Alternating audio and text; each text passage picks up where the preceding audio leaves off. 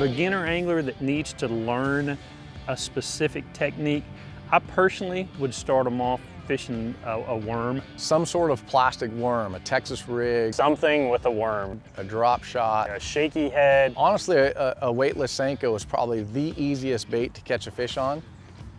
The key thing is to do nothing with it. You cast it out, you don't do anything with it. It's the best tip I can ever give anybody just first starting out, is when you're fishing a plastic worm, you have to learn to feel the bottom and make sure your bait is always on the bottom and try to feel what kind of cover you're pulling your bait through. The first lure that any parent or uncle, aunt, grandma, grandpa should teach their kids is a wacky worm with an exposed hook. And the reason I say it is the hook is already exposed, and when that bass grabs it, they don't really have to set the hook hard, and it's like a self-hooker. Worm fishing is all about feeling that fish bite.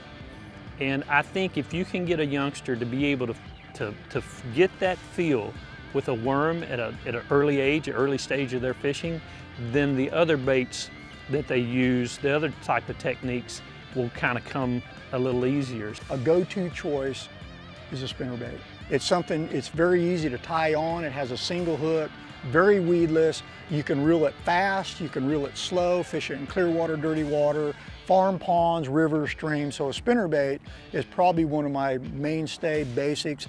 And even at our level, a spinnerbait is still one of the best bass fishing lures ever.